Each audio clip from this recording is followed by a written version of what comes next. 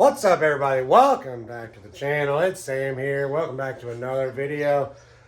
T-minus 3 days until Jeep Jamboree. I gotta be there, and I'm gonna be putting suspension on today. So I have a mismatched set of rock crawler and Terraflex arms that I got for a good deal to put on this Jeep. I also have 3.5 inch dual rate springs for metal cloak and some other metal cloak bits to put on this thing. So we're gonna see if we can do this today or not. I tried it once before and I couldn't remember why I didn't do it. So I guess we're about to find out why I didn't do it before. But yeah, I hope I have a bunch of arms here. So we'll see if I can make this mismatch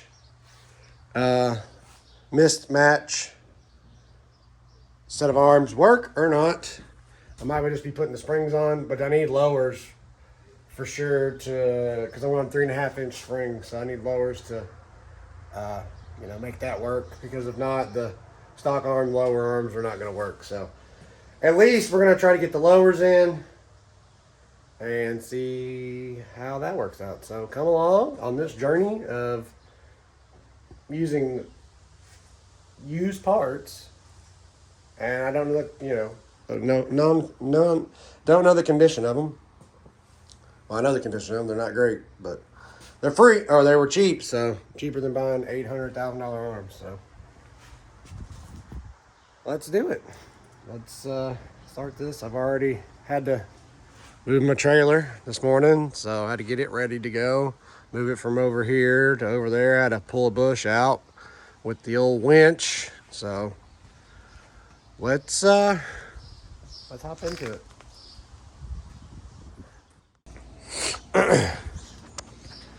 All right, I got all the arms in loosely in, so you're not supposed to tighten those up till it's back on the ground. Not with the tires on. I did it with all the tires on and everything. Got them on. The arms are on. And now I'm gonna drop the spring for my new springs. Drop the control arm, or drop the rock jock anti-rock sway bar. I'm gonna unbolt this so I can get some more, because I'm gonna need all the droop that I can get to get this out, and droop it down, and then put the spring in. I also have some shock relocation brackets, and then new bump stops. So we'll do that all when I get it in here. So let's go over here and open these boxes and get this stuff out, and then I'll do this. It's already 1 o'clock. I don't know if I'm gonna get the back done or not. I have to get the back done because the front's done. So, oh man, if everyone had taken me so long yesterday to do the other stuff, I should have started this yesterday. Crap. So anyways, let's try to hurry up and do this. All right, here's the front spring with the rubber polyurethane isolator. These are the front brackets for the shock. To move those out, I got all new bump stops all the way around, front and rear. And then there's some rear shock extensions, because I'm not sure how long my shocks are. I think they're for a 3.5 inch lift anyway, but I'm just making sure. That means I got more travel on my shock now. And yeah, so now I'm gonna go over here and start on the passenger side, lower the Jeep down, or lower the suspension down, articulate it where the spring pops out, pop this one in, and then do it on the other side. Hopefully it's that simple, so we'll see. Let's get to it. The next day. All right, so this is 2 days later from the last clip you just saw. Did not get the springs put in because I could not droop the axle enough for the jack stands that I had. So I had to put the stock springs back in it, which is whatever. I have to get a spring compressor for it to work. So literally tomorrow in the morning, we load up and go to head to Jeep Jamboree.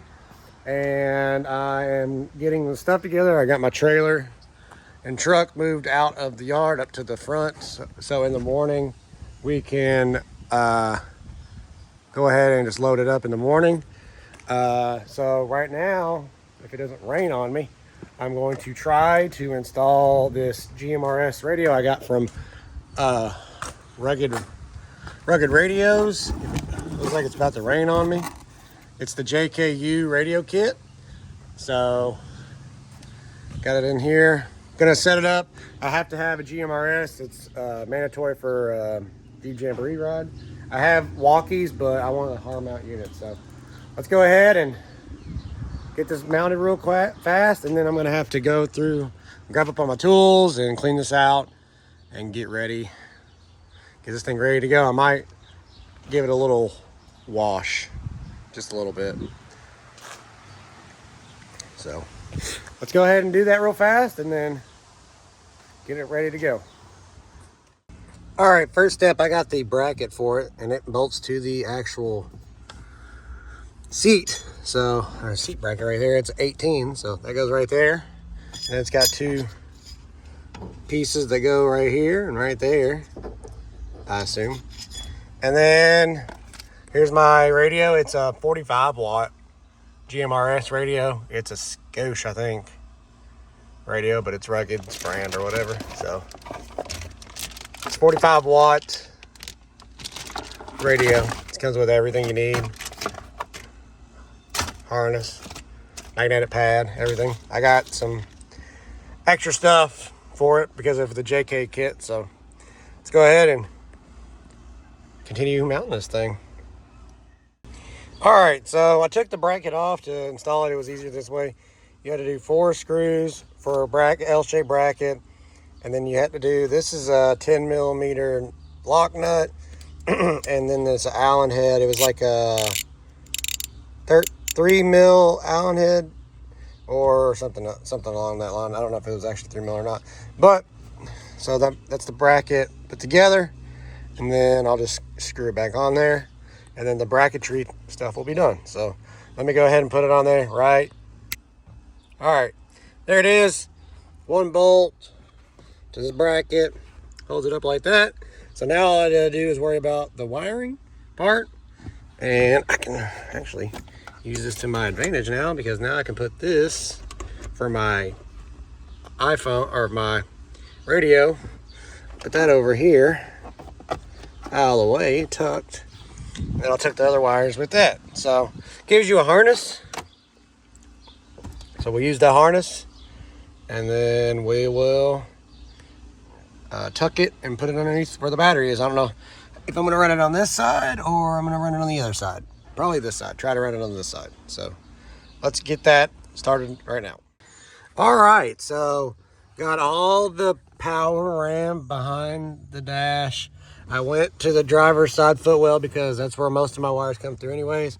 Ran the cable for the antenna over there. Already plugged up the microphone. I have to figure out where I'm going to put the magnetic little thing for the radio to go. Maybe like right here or something. I don't know. But the wires are over here. I'm going to have to, of course, you know, get them all wrapped up. And then the antenna's right here. The antenna will go right here, I think.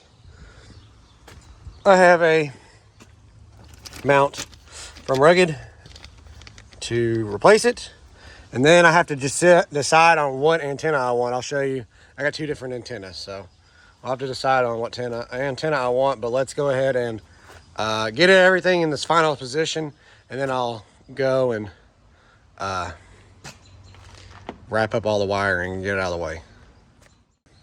All right, so I got the stubby or the not stubby.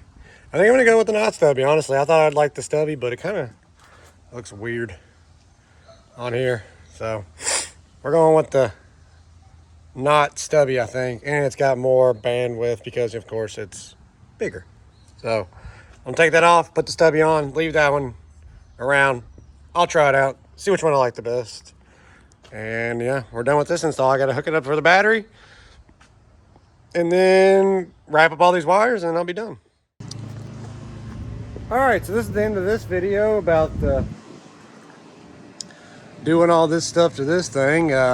It's actually a couple weeks later and I forgot to do an outro. So the radio worked good. I ended up using this antenna.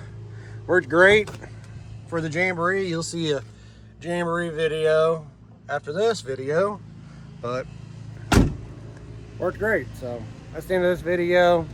Hit that like button, subscribe if you haven't already, drop a comment down below, and we'll see you in the next video. Some interesting developments have happened, so but I'm covering all of it, so stay tuned for more. See you in the next one.